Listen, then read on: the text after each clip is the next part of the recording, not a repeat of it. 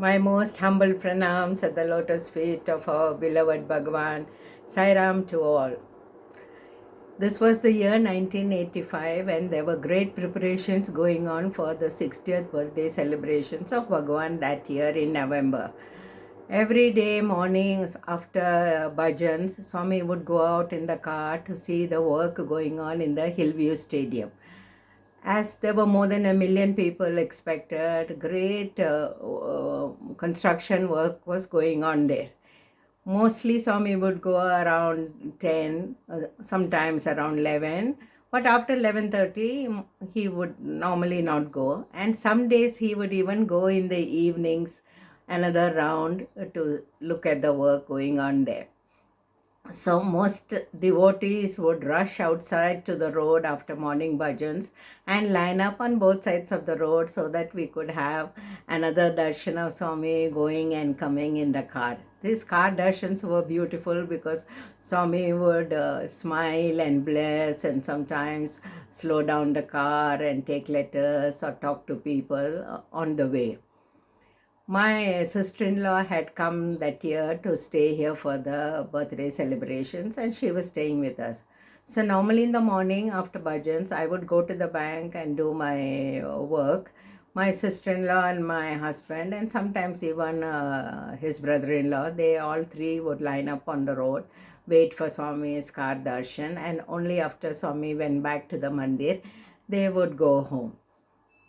One day Swami had actually given us a darshan in the morning, and after that I still went with them to line up on the road. So when Swami came by in the car, he rolled down the glass and he looked at me and he said, "What? No bank today? I just gave you an interview and you are still standing on the road." I said, "Yes, Swami, I just want to have your darshan again. I will go now to the bank." So Swami smiled and he blessed us all, and I went back to the bank. One day, this was a normal routine for my husband and his sister. Many times I would join if I had time before going to the bank. One day what happened was, we normally stand near the college where there will not be many people. My husband, as you know, was an avid smoker. He could not be without his cigarettes. So only time that he didn't smoke was when he went for darshan. So he would brush his teeth and put mints in his mouth before going for darshan, just in case Swami called us or Swami came and spoke to him. He didn't want to smell of cigarette smoke. And we all know that Swami hated the smell of smoke.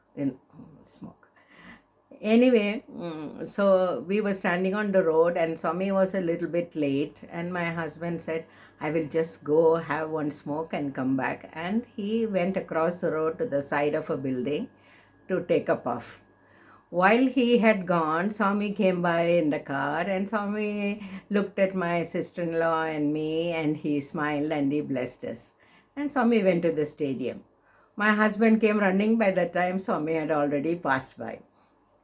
So he stood there and he said, "I will stand in the center.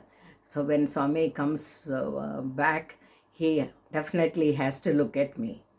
So he stood in the middle, his sister on one side and me on the other side. And when Swami was returning, Swami looked at my sister-in-law, smiled at her, didn't look at my husband, and then he looked at me and showed Abhayam, his hand in blessing. And Swami passed by. My husband was totally crestfallen because Swami didn't look at him. And the next day, unexpectedly, we had an interview. And when we were seated inside the second private room, I told Swami, "Swami, yesterday you didn't look at him and he was very upset and he didn't go for his seva duties." My husband used to go and take part in the construction work going on inside the ashram, carry sand or bricks or whatever. That was his seva, as he had no job after coming to Puttaparthi. So Swami said, yes, I know. He couldn't wait for me for a few minutes. He had to go and smoke his cigarette. That is why I didn't look at him. This is so unique. Only Swami can do this. Swami can look at the person on the right, Swami can look at the person on the left, and totally ignore you. I don't know how it is physically possible to run your eyes from one side to the other without seeing the person in the middle. This is Swami's technique of totally ignoring you when he does not want to look at you. And in this interview, I was sitting on the left side of Swami. My mother-in-law and my husband and my sister-in-law were seated in front of him. Swami has this very sweet habit of talking to his students, no matter boys or girls. Swami would sometimes joke or say something in secret which the family would not understand. And in my family, I was the only one who spoke Telugu at that time. Swami had forced me to learn Telugu so that I would understand his discourses.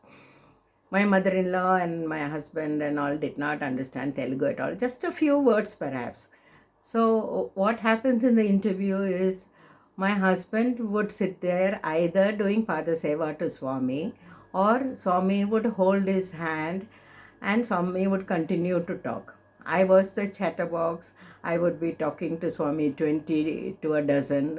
All students take the liberty when we are with Swami to ask him, and we treat Swami like our own beloved mother. And Swami does indulge this, with his students and his devotees. So Swami was talking some personal things to my husband and mother-in-law and all that. Then he turned to me and he said in Telugu, "How is this Durvasa?" Durvasa means pointing to my husband. Durvasa is a sage who had a ferocious temper. The stories in the Puranas talk about his terrible temper and his curses to boot. So I didn't say anything, I smiled. Swami was talking about my husband. And then he asked, "How is your mother-in-law? How does she treat you? Is she kind to you? Is she loving?" And I didn't say much because Swami knows everything, right? And then after that, he turned to me and he asked me, "Good news?" And I said, "No, Swami." Then Swami continued to say something, and then again a second time he looked at me and he smiled and he said, "Yes, good news." And I was like, see, a woman knows, right, if she is expecting or not. She would know when she had her period. So I just told Swami, "No, Swami, I had just had my periods." Then the third time he looked at me very sternly and he said, "Yes, good news," he said. So I thought better not to argue with Swami, and I just folded my hands and I nodded my head. This was, very strange because Swami already knew I was expecting, even though I was not even aware of it. And many years, many years ago, I used to tell my husband, if at all I have another child, I want to be in Puttaparthi. I want to conceive, have my baby here. I want to go and do pradikshan around Swami's temple every morning, and I want to have Swami's darshan morning and evening. I want this whole term of my pregnancy to be in Puttaparthi. But I had actually forgotten about it. So even though Swami told me in 1983 in an interview that I bless you with a child, a baby girl, it did not happen for 2 years until I came and settled down in Puttaparthi. And then Swami fulfilled this wish that I would be here, I would have his darshan, I could go around the mandir, and this baby would be a very blessed soul because she is born, conceived and born in his proximity with his blessings.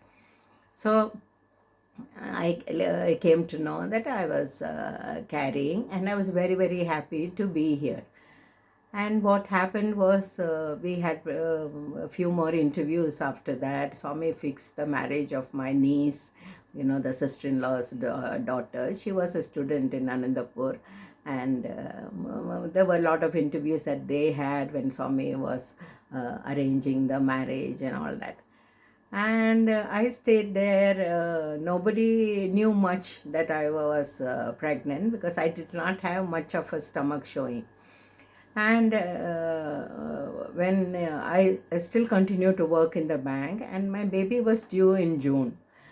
So Swami had gone to Whitefield in April. This is 1986, after the 60th birthday celebration. And I was still working in the bank, and I thought I will work as much as possible so that I could take my leave after the baby was born. And on 30th of May, I had decided to go, and my uncle was coming to collect me, to take me to my hometown and have my baby there. My mother is also there. So, but very unexpectedly, the day I was leaving in the afternoon, that day morning, there was a big commotion. The mandir was all cleaned. The thoranam, the green mango leaves were tied up on all the doors, and there was great activity going around in preparation for Swami's arrival.